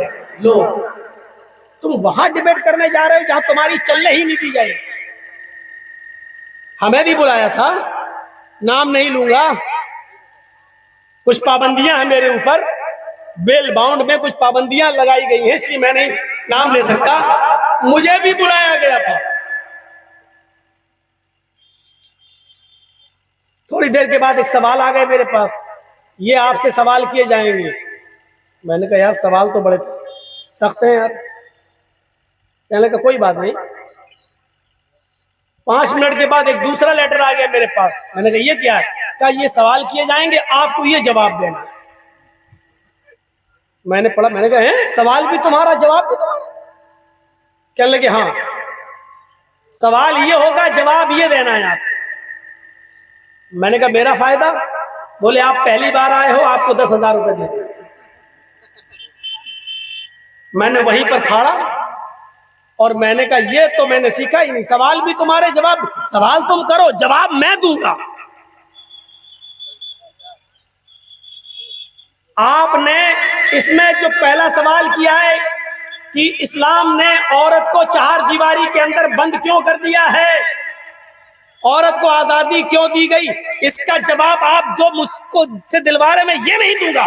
इसका जवाब मैं ये दूंगा कि रामचंद्र जी के छोटे भाई लक्ष्मण ने भी अपनी भाभी सीता का चेहरा नहीं देखा। राम की पत्नी सीता जी भी अपनी 4 दीवारी में क्यों रहती थी? उन्होंने अपने आप को अपने देवर के सामने पेश क्यों नहीं किया? देवर छोटे भाई ने रामचंद्र जी के अपनी सगी भाभी का चेहरा नहीं देखा, क्यों? कहने लगा मौलाना साहब जाइए, आप तो ऊपर से मेरा चैनल बंद होने का ऑर्डर आ जाएगा, आप जाइए, हम आपसे डिबेट नहीं करा सकते हैं। अल्लाह की कसम, उस अल्लाह को गवाह बना के कहता हूँ, उस अल्लाह की कसम खा के कहता हूँ, उसने कहा नहीं मौलाना साहब ये जवाब आप दोगे तो मेरी तो 2 दिन में मेरा चैनल बंद हो जाएगा, अब जाइए। अब आप समझ लीजिएगा, सवाल भी उनके होते हैं और जवाब भी उनके होते हैं। और जवाब ऐसे होते हैं कि आपके मुंह से ऐसा जुमला निकल जाए जिससे हमारे हिंदू भाई भड़क जाए, ये मियां ऐसा बोल रहा है। ऐसा जवाब उसमें होता है, खास तौर पर भड़काने वाला। तो इस जब मैंने ये जवाब बताया तो कहने लगा नहीं तो गलत हो जाएगा यार, मैं इस्लाम के बारे में कहूंगा, आप हिंदू धर्म के बारे में कहेंगे कि उसमें भी पर्दा है। मैंने कहा बिल्कुल वो तो होगा ही, जाइए उसमें। तो जब हम हलाल लुकमा खाते थे, हमारे माओ के पेटों से इब्ने तैमिया, इब्ने तय्यब पैदा होते थे, अहमद इब्ने हम्बल पैदा होते थे। मेरे प्यारे भाइयों, जब से हमारी माओ ने, बहनों को हमने हराम लुकमा खिलाना शुरू किया है, तो डांस करने वाले और टिकटॉक पे नाचने वाली हमारे घरों में बेटियां पैदा हो रही हैं। सरों पे उनके दुपट्टा भी नहीं है, डांस रही हैं, कमरे मटका रही हैं और अपने इंस्टाग्राम को फॉलो बढ़ाने के चक्कर में क्या क्या कर रही हैं, उस तरफ हम जाना नहीं चाहते। हर आदमी जानता है हमारी बहनें, हमारी बेटियां हैं। वो दौर कभी था पर्दे का, आज तो वो पर्दा नाम की, दुपट्टा नाम की, सर पे ओढ़नी नाम की कोई चीज भी बाकी नहीं रह गई है। मेरे भाइयों, मैं कहना यही चाहता था, ये चीज होनी चाहिए थी आज हमारे समाज और सोसाइटी के अंदर। हम अपने माँ बहनों को, अपनी बीवियों को माले हराम से बचाएं। अल्लाह के नबी ने फरमाया, अल्लाह के नबी कहते हैं मुसाफिर की दुआ अल्लाह रब्बुल आलमीन कभी रायगा नहीं करता, कभी जाया नहीं जाने देता। लेकिन वो मुसाफिर जो अपना घर मकान छोड़कर गया है, बड़ा गंदा हाल है, कपड़ों पर मिट्टी लगी हुई है, चेहरे पर मिट्टी लगी हुई है, मुसाफिर है, सफर पर है, मोहल्ले की किसी टूटी हुई मस्जिद में पहुंच जाता है, अजान की आवाज सुनता है, अल्लाहु अकबर, अल्लाहु अकबर, वो मस्जिद के अंदर चला जाता है। मुसाफिर है, वुजू बनाता है, नमाज पढ़ने लगता है। मुसाफिर है, नमाज के बाद सोचता है सफर की हालत में अल्लाह मेरी दुआ कबूल करेगा। रफा यदैहि इलस्समा, उसने अपने दोनों हाथों को आसमान की तरफ उठा लिया। या रब्बी या रब्बी या रब्बी, ऐ मेरे रब मुझे ये दे, मुझे ये दे, ऐ अल्लाह मुझे ये दे, मुझे ये दे। ऊपर से आवाज आती है मतअमुहु हराम, मशरबू हराम, मलबसू हराम, वग़ुज़िया बिल हराम। आए मेरे बंदे, मैं चाहता हूँ कि तुझे छप्पर फाड़ के दो। ऐ मेरे बंदे, तू मुसाफिर है, मैं चाहता हूँ तेरी झोली भर दो। मेरे बंदे, तू जो मांग रहा है मैं तुझे देना चाहता हूँ, लेकिन तू ही बता जो खा के आया है वो हराम का। मतअमु हराम, इसका खाना हराम, मलबसू हराम। आए मेरे बंदे, जो कपड़ा पहन कर आया है वो माल हराम का। व मशरबू हराम, मेरे बंदे जो पानी पी कर आया है, जो पी के आया वो हराम, जो पहन के आया वो हराम। तेरे बदन में जो खून दौड़ रहा है वो गुज़िया बिल हराम, जो खून गर्दिश कर रहा है वो भी हराम का। अन्ना युस्तजाबु लिज़ालिक, मैं तेरी दुआ सुनूं तो कहां से सुनूं, मैं तेरी दुआ कबूल करूं तो कहां से करूं। नहीं सुनता है। आज अपने भाइयों के साथ हमने सारा माल हमारे पास आ जाए, वो बेचारा भूखा मरता है। उस गज़वे को याद करो, 3 सहाबी पड़े हुए हैं, प्यासे तड़प रहे हैं, जख्मी है, पानी पानी चीख रहे हैं। एक सहाबी पानी का प्याला लेकर एक सहाबी के पास पहुंचते, जख्मी के पास, उठो, सहारा दिया कि लो पियो। इसको पिलाना चाहता है कि दूसरा चीखता है थोड़ा सा बच जाए तो मुझे भी दे देना, मेरा गला भी सूख रहा है, मुझे भी पानी की जरूरत है। इस आदमी ने देखा है पानी तो थोड़ा है, ये सहाबी मुझसे भी ज्यादा प्यासा है। उसने अपने भाई से कहा जाओ इसको पहले पानी पिला दो, बच जाए तो मुझे पिला देना। दूसरे के पास जाता है, दूसरे को उठाता है, लो पानी पियो। तीसरा चीखता है कि मैं तुमसे ज्यादा प्यासा हूँ। वो दूसरा तीसरे के पास भेज देता है, वो मुझसे ज्यादा प्यासा उसको पिला दो, बच जाए तो मुझे देना। वो तीसरे के पास जाता है, लो पानी पियो, तीसरे के पास पानी को ले जाता है, जैसे ही उसको सहारा दे के उठाता है, क्या देखता है तीसरे की जान जा चुकी है। अब वो पानी पीने की ताकत नहीं रखता, सोचा चलो लौट कर चलो दूसरे ही को पिला दो। वो लौट कर दूसरे के पास आया, उसको पानी पिलाना चाहता है, क्या देखता है कि दूसरे की भी जान जा चुकी है, दूसरा भी अपने रब को प्यारा हो चुका है। उसने सोचा कि पहले ही के पास चलो उसको भी पानी पिला दो। वो गया और पहले को पानी पिलाना चाहता है, लेकिन क्या देखता है कि पहला भी आब हयात से अपनी प्यास बुझा चुका है, वो भी अपनी जान जाफरी के सुपुर्द कर चुका है, उसका भी इंतकाल हो गया है, पानी अपनी जगह पर मौजूद है।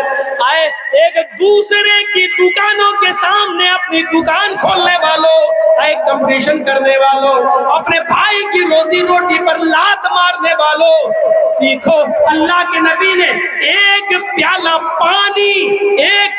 पानी कैसा बनाया। साहबा का ज़मीर पानी पिलाने जा रहा है, खुद प्यासा है लेकिन दूसरे के पास भेज रहा है, दूसरा खुद प्यासा है तीसरे के पास भेज रहा है, तीसरा पानी पीने से पहले इंतकाल कर जाता है, दूसरा लौट कर आता है दूसरे के पास, वो भी चला जाता है, लौट कर पहले के पास आता है, वो भी जान दे देता है। मेरे भाइयों, एक गिलास पानी के लिए, एक प्याला पानी के लिए एक दूसरे ने एक दूसरे के लिए अपनी जान दे दी।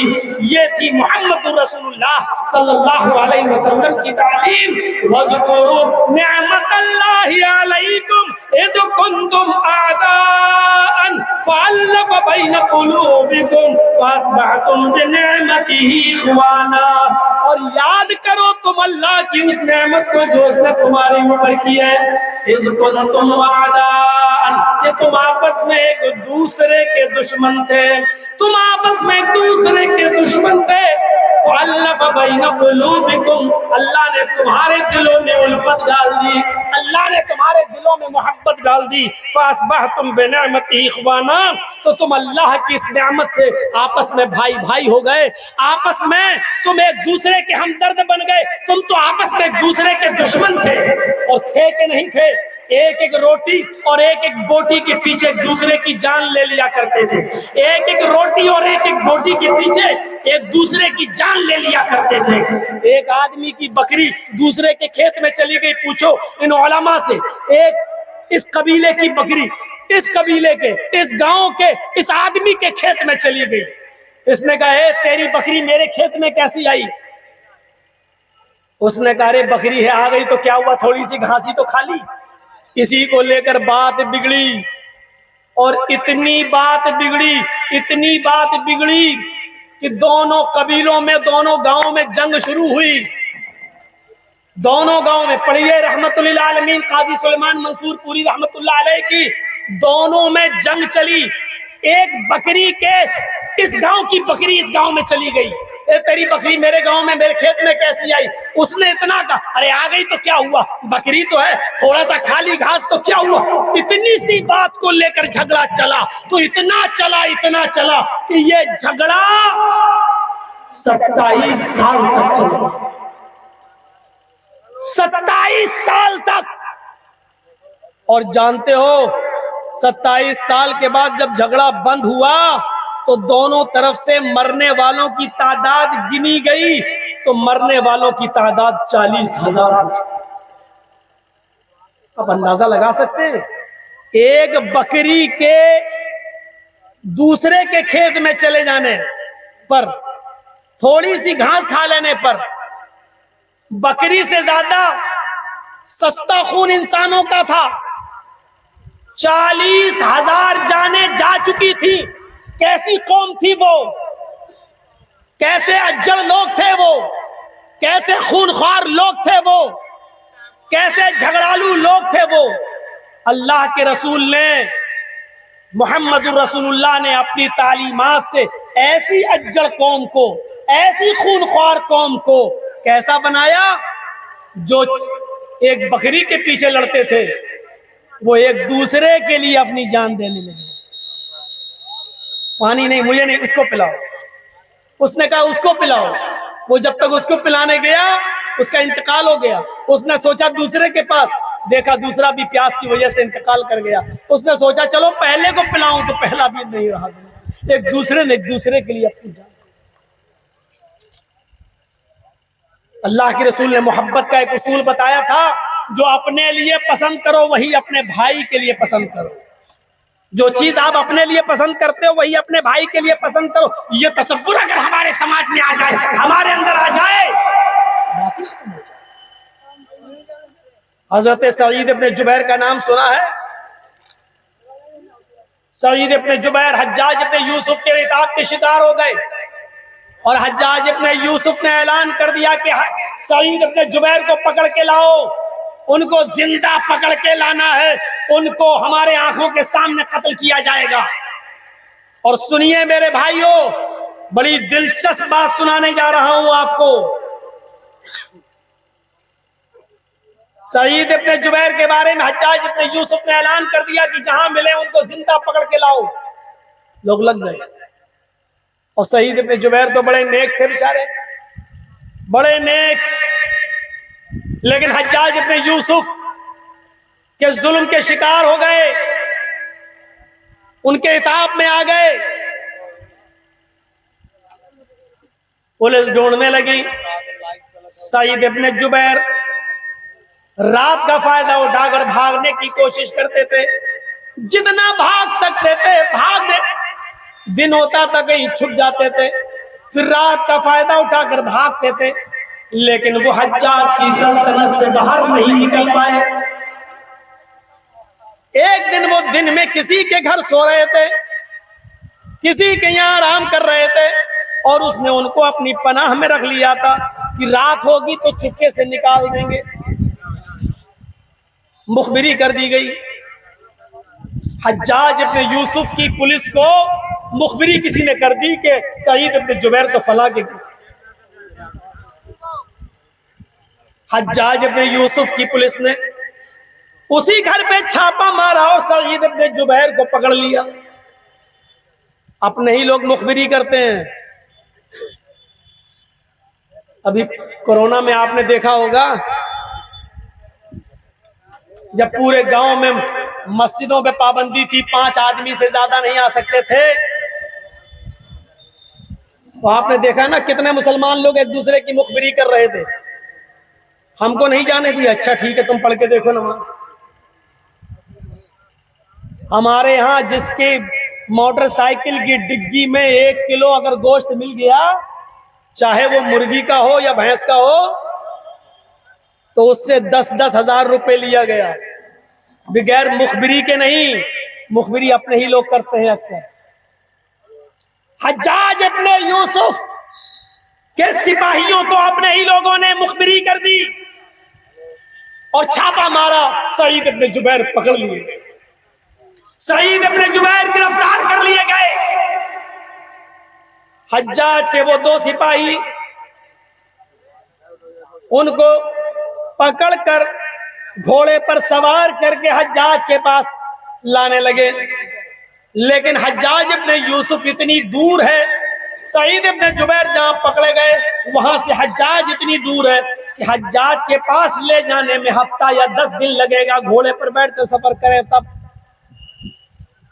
नमाज का वक्त होता, सईद इब्ने जुबैर नमाज पढ़ते, दिन में रोजा रखते, रात में जब पुलिस वाले उनको सोने के लिए बोलते तो वो जितना मुमकिन होता नवाफिल का एहतमाम करते। 2 या 3 दिन तक तो हज्जाज इब्ने यूसुफ की पुलिस ने सईद इब्ने जुबैर को अपने पास रखा, सईद इब्ने जुबैर को अपने पास रखा। उसके बाद दोनों सिपाहियों ने आपस में सलाह की कि देखो यार, सईद बड़े नेक हैं, इस नेक आदमी की बद्दुआ मत लो यार, ये बेचारा दिन में रोजा रखता है, रात में नमाज पढ़ता है, और इसने कोई गलत काम किया ही नहीं। अरे हज्जाज इनको पकड़ेगा और कत्ल कर देगा, और ये नेक आदमी है। दूसरे सिपाही ने कहा, पहले सिपाही से बात तो तुम ठीक ही कह रहे हो, हमें क्या मतलब, हम हज्जाज इब्ने यूसुफ के पास जाएंगे और हम कह देंगे कि हमें सईद मिले ही नहीं।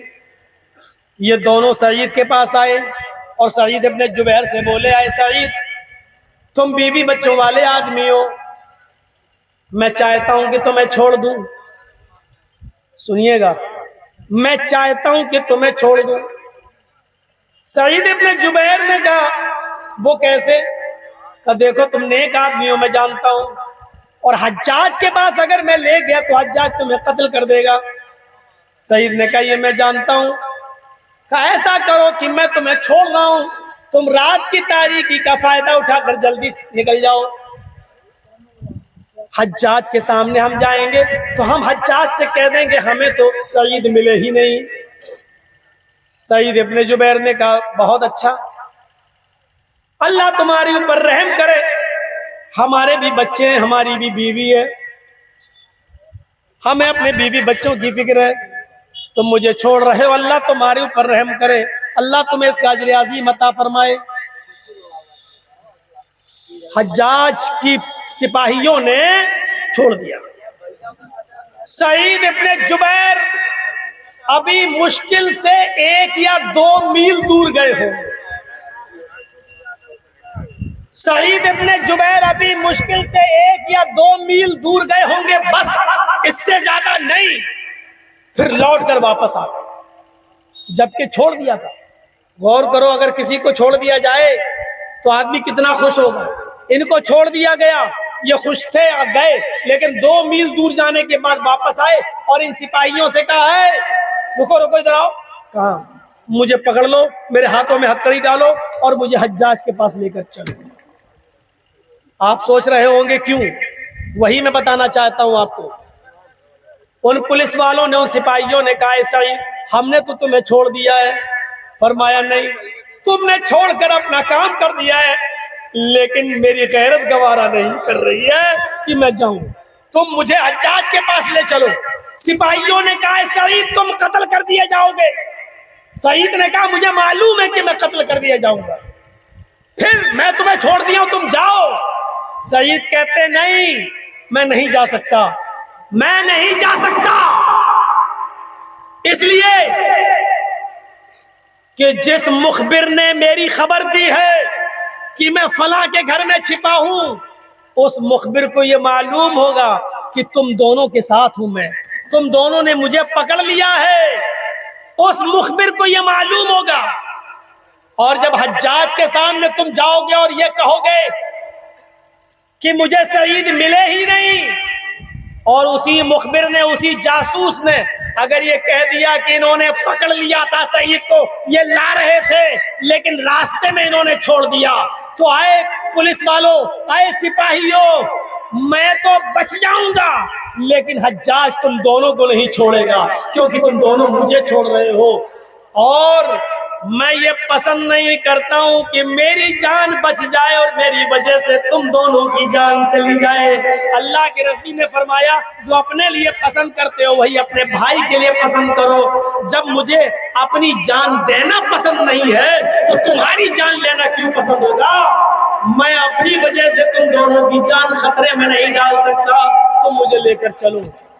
पुलिस वालों ने बहुत कहा, लेकिन ये नहीं माने, और ये दोनों पुलिस वाले सईद इब्न जुबैर को हज्जाज के सामने लाए। हज्जाज ने पूछा, सईद तुम्हारी आखिरी तमन्ना क्या है? सईद ने कहा, 2 रकात नफिल नमाज। बहुत ही मुख्तसर उन्होंने 2 रकात नफिल नमाज पढ़ ली। हल्का फुल्का कुछ खाने की ख्वाहिश दायर की तो वो भी दे दिया गया। उसके बाद में खूनी चमड़ा बिछा दिया गया। सईद अपने जुबैर को घुटनों के बल उसके ऊपर बिठा दिया, पीछे से उनके दोनों हाथ बांध दिए। सईद अपने जुबैर के पीछे से दोनों हाथ बांध दिए और उनकी गर्दन को नीचे डाल दिया गया। और हज्जाज ने कहा अपनी आंखों के सामने जल्लाद से कि मेरी आंखों के सामने सईद अपने जुबैर की गर्दन पे तलवार मार दो और इसकी गर्दन को इसके सर को इसके तन से जुदा कर दो। जल्लाद ने हुक्म माना और जल्लाद ने हज्जाज इब्न यूसुफ की बात मानते हुए एक ही तलवार चलाई। तलवार सईद इब्न जुबैर की गर्दन पर लगती है और गर्दन तन से जुदा हो जाती है। मेरे प्यारे साथियों, पूरा वाकया बयान करने का मकसद सिर्फ ये है कि सईद इब्न जुबैर ने अपनी जान दे दी, लेकिन अपने आप को बचाने के लिए उन दोनों मुसलमान सिपाहियों की जान खतरे में नहीं डाली। ये होता है मुसलमान। यहां तो अगर पता चल जाए तो पूरा का पूरा माल ही चला जाता है। तो ईद के दिन चप्पलों की चोरी देख लो ईदगाहों से, और मस्जिद जुमे के दिन मस्जिदों से, कोई चीज बचती नहीं। और ताज्जुब तो यह है कि ये सारी चीजें हम मजे लेने के लिए और सुनते हैं। ऐसा हो रहा है, ऐसा हो रहा है, और उस पर हम खुश होते हैं। याद करो, जब सुल्तान डाकू को फांसी के फंदे पे लटकाया जा रहा था तो उससे पूछा गया था कि तुम्हारी आखिरी तमन्ना क्या है। उसने कहा मेरी आखिरी तमन्ना यह है कि मुझे मेरी माँ की आंखों के सामने फांसी दी जाए। उसकी माँ को बुलाया गया, हाय सुल्तान, ले तेरी माँ तेरी आंखों के सामने खड़ी है, क्या और भी कोई आखिरी तमन्ना है? सुल्तान डाकू ने मुस्कुराते हुए कहा, हाँ एक और तमन्ना है। कहा क्या? मुझसे पहले मेरी माँ को फांसी दी जाए। कहा नहीं, ये नहीं हो सकता। कातिल तुम हो, डाकू तुम हो, मर्डर तुमने किए हैं, चोरियां तुमने की हैं, डकैतियां तुमने डाली हैं, कत्ल तुमने किए हैं, जुर्म तुमने किया है, तो कत्ल तुम्ही को किया जाएगा। सुल्तान डाकू ने जो अल्फाज कहे वो सुनिए, हाँ आए पुलिस वालों, ये सच है कि मैंने चोरी की है, मैंने डकैती डाली है, मैंने माल लूटने के लिए दूसरों का मर्डर भी किया है, लेकिन तुम्हें ये नहीं मालूम कि मुझे चोर किसने बनाया है। ये डाकू बनाने वाली, कातिल बनाने वाली मेरी माँ है। जब मैं 5 साल का था, मुझे एक छोटा सा सिक्का इसने दिया था, कहा जाओ एक अंडा लेकर आओ। मैं किराने की दुकान पर गया था, मैंने एक अंडा लिया, अंडे वाले ने पैसा मांगा, मैंने कहा पैसा दे तो दिया, उसने समझा कि पैसा दे दिया है, मैं झूठ बोल दिया, मैंने अंडा ले लिया, पैसा भी बचा लाया और अंडा भी लेकर आया। मैंने वो अंडा अपनी माँ को दिया। माँ ने पूछा बेटा ये पैसे कैसे बच गए? मैंने तरीका बताया। माँ ने मेरी पीठ थपथपाई, शाबाश बेटा, तूने तो आज शाम के खाने का भी इंतजाम कर दिया है। मेरी हिम्मत वहीं से बढ़ी, और जब भी मैं चोरी करके लाता मेरी माँ मुझे हिम्मत बढ़ाती जाती और मुझे हौसला देती जाती। फिर मैं चोर से डकैत बना। उसके बाद जो कोई माल नहीं देता था उसकी गर्दन उड़ाना मेरा बाएं हाथ का खेल हो गया है। मैंने लोगों की गर्दनें उड़ा उड़ा कर माल लूटना शुरू किया।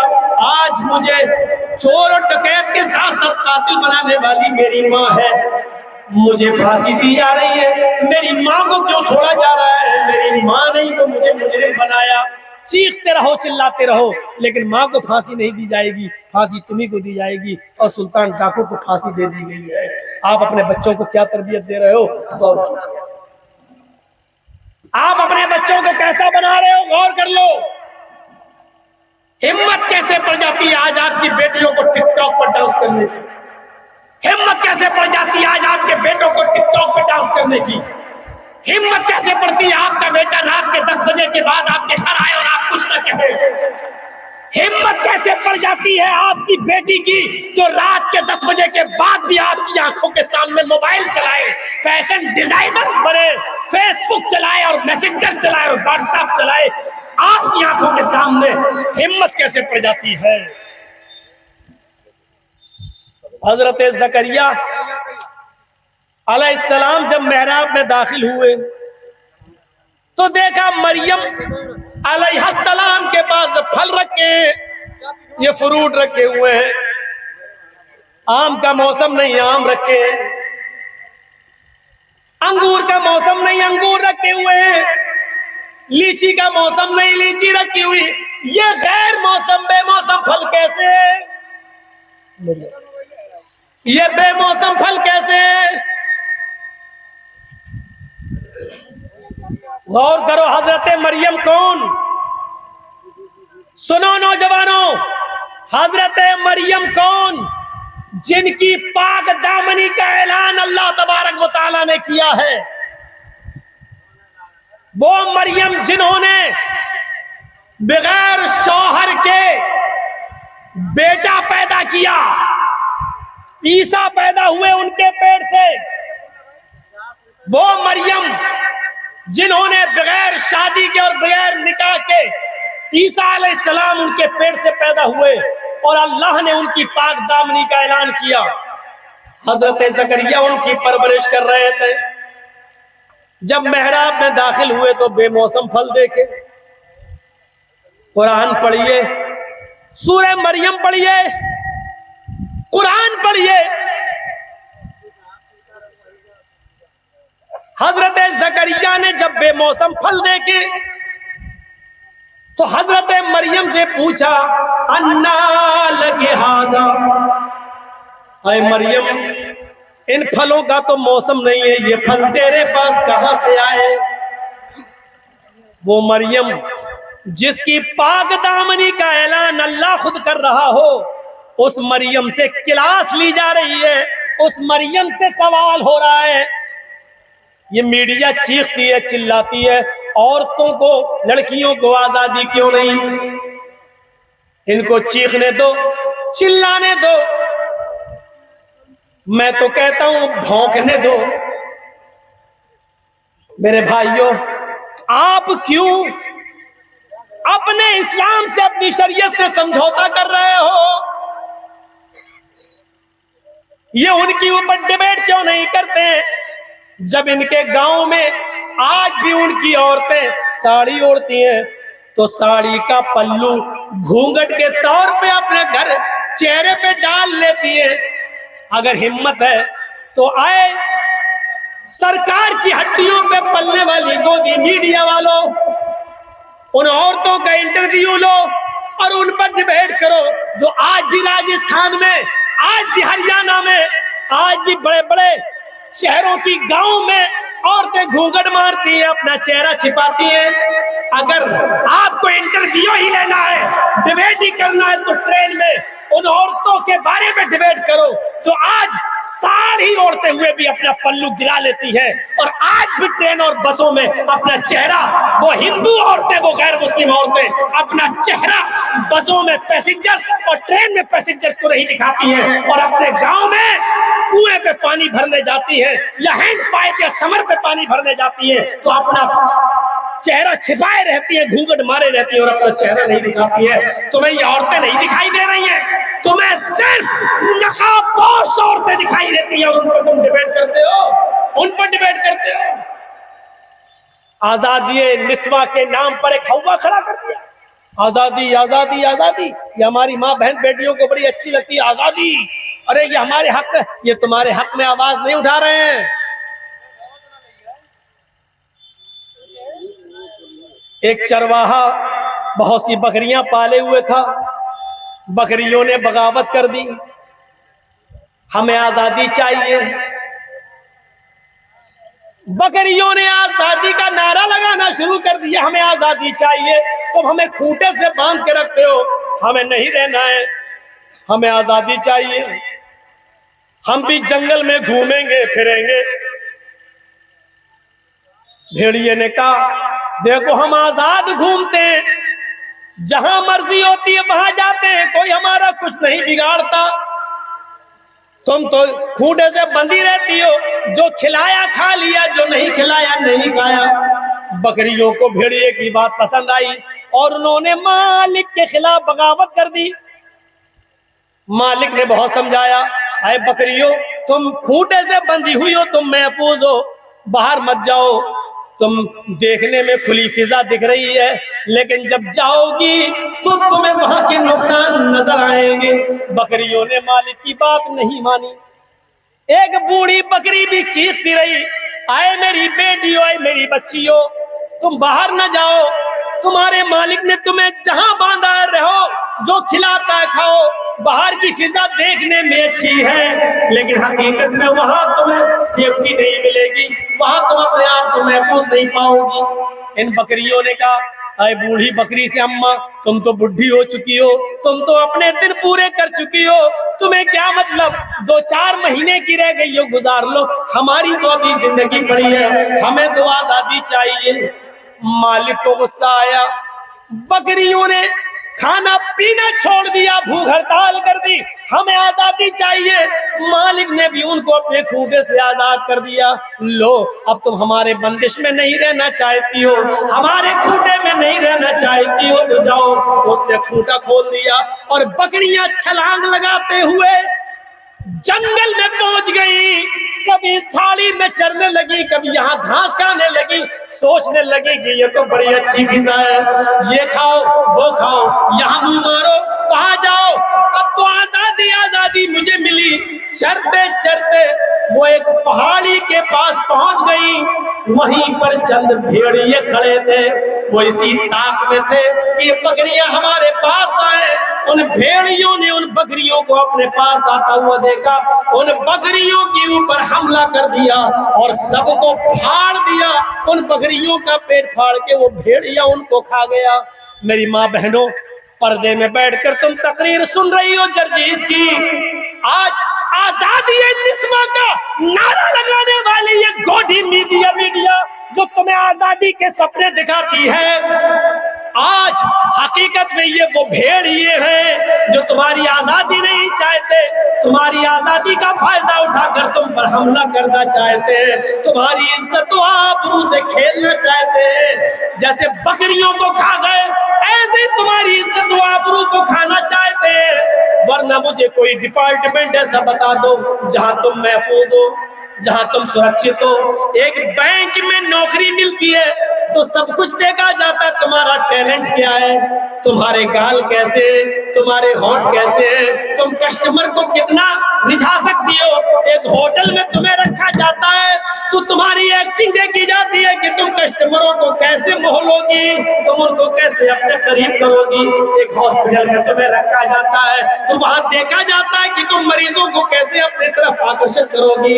एयर होस्टेस बनकर एरोप्लेन में, जहाज में तुम्हें नौकरी दी जाती है तो ये देख कर दी जाती है कि तुम कस्टमरों का दिल कैसे अपने पास रख सकती हो और उनको कैसे अपने जिस्म का गुलाम बना सकती हो। ये सारी चीजें तुम्हारी देखी जाती है। मेरी बहनों, तुम्हारी इज्जत कहाँ महफूज है, तुम्हारी आबरू कहाँ महफूज है। और खुलकर क्यों न कह दूं, आज 2 रुपए का साबुन भी उस वक्त तक नहीं बिकता है, आज 2 रुपए का साबुन भी उस वक्त तक नहीं बिकता है जब तक कि उस साबुन के ऊपर, उसके पट्टे पर, उसके कागज पर जब तक तुम्हारी आधी नंगी फोटो न लगाई जाए, तुम्हारा आधा नंगा जिस्म न दिखाया जाए, उस वक्त तक 2 रुपए का साबुन भी नहीं बिकता है। मेरी बहनों, इस्लाम ने तुम्हें इज्जत दी है, इस्लाम ने तुम्हें आबरू दी है। तुम्हें ये भेड़ ये पुकार रहे हैं, आजादी आजादी का नारा लगा रहे हैं, हकीकत में ये वो भेड़ ही हैं जिनको तुम्हारी आजादी से मतलब नहीं है। वाह साहब, कहते हैं कि घर के अंदर कैद है, ये औरतें घर के अंदर तुम्हारा बिस्तर बिछाएं, तुम्हारे बर्तन मांजें, हैं, तुम्हारे कपड़े धुलें। गौर करो, अरे हमारी बेटियां, हमारी बहनें बड़े बड़े होटलों में भी तो यही काम कर रही हैं। उनसे बर्तन ही तो मंजवाए जा रहे हैं, उनसे बिस्तर ही तो बिछवाया जा रहा है। अगर वो अपने घर में अपने बाप के लिए, अपने माँ के लिए, अपने भाई के लिए बिस्तर बिछा दे तो ये कैद है।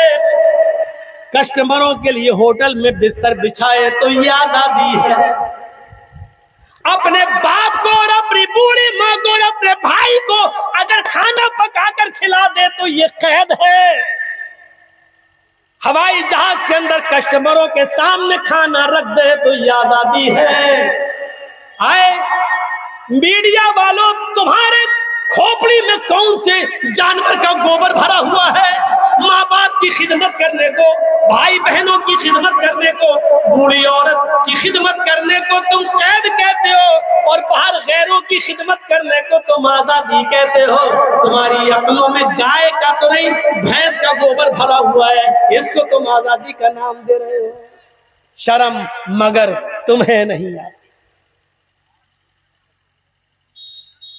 तसव्वुर कीजिए, ये आजादी निस्वा का नारा है, आजादी निस्वा।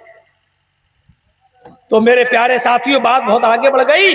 सईद इब्न जुबैर ने अपनी जान दे दी, लेकिन उन सिपाहियों को नहीं मरने दिया। आज क्या हो रहा है? हम अपने मुआशरे पर गौर करें, अपने समाज पर गौर करें। एक दूसरे का माल भी हम खा जाना चाह रहे हैं, उसके माल पर भी हम कब्जा कर लेना चाहते हैं। और ये हाल कि हमें एहसास तक नहीं हो रहा है। आइए और अंदाजा लगाकर देख लीजिए आप। एक छुरी है ना, पड़ी हुई है, और उस छुरी के ऊपर बकरी का खून लगा हुआ है। छुरी जमीन पर गिरी हुई है ऐसी, यानी जो बकरा ज़िबा किया जाता है उसका हिस्सा ऊपर है, ऐसे गिरी हुई है। एक कुत्ते की नजर पड़ी उसके ऊपर, कुत्ते ने देखा उस छुरी पर खून लगा हुआ है। वो कुत्ता गया, उस बकरी के खून को ऐसे चाटने की कोशिश करता है छुरी से। बकरी का खून तो उसने चाट लिया, लेकिन उसकी जबान कट गई, और उस कुत्ते की जबान से जो खून निकला वो छुरी में लग गया। कुत्ता समझा अभी पूरी तरीके से खून साफ नहीं किया, अभी खून बकरी का बाकी है। उसने दोबारा जबान लगाई, जबान दूसरी जगह से कट गई, खून छुरी पर फिर लग गया। कुत्ते ने सोचा खून काफी है बकरी का, उसने फिर चाटा, जबान तीसरी जगह से कट गई, खून फिर लग गया। कुत्ता बकरी का खून समझ के चाटता रहा, अपनी जबान कटती गई उसकी, यहां तक कि उसकी जबान कट के गिर गई। फिर वो खा पी नहीं सका और मर गया। आज यही हाल हमारा है। हम दूसरे को बर्बाद करने के चक्कर में अपने आप को बर्बाद कर रहे हैं। और देख लो, जिस आदमी ने मुझे जेल की सलाखों तक पहुंचाया, अगर मैंने 2 लाख खर्च किए तो उसने 5 खर्च किया, मैंने 5 खर्च किए तो उसने 8 खर्च किया। और आज उसकी नौबत यह आ गई कि उसकी जमीन बिक गई, जायदाद बिक गई। आज वो सड़क पर आ गया, कंगाल हो गया।